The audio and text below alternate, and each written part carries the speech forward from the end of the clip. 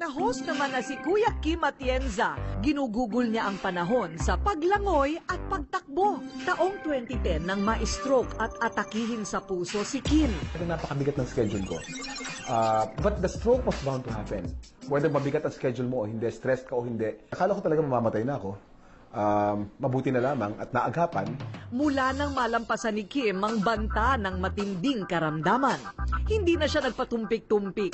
Bumalik din si Kim sa kanyang healthy lifestyle. Alas 6 ng umaga tuwing Martes at Huwebes, nagpapapawi si Kuya Kim habang iniikot niya sa pagtakbo ang buong Dasmariñas Village sa Makati.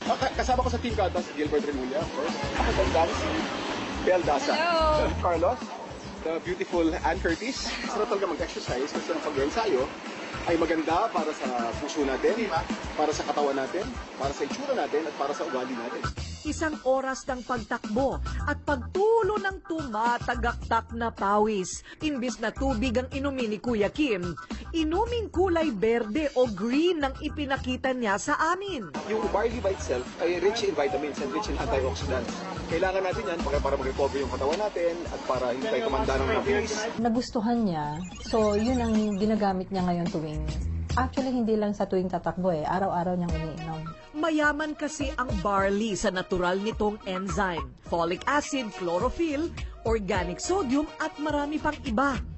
Pwedeng 2 capsules o 3 capsules twice a day. Pero pag kami mga sakit na at maramihan na yung kailangan niya, yung juice powder na yung pinagagamit ko.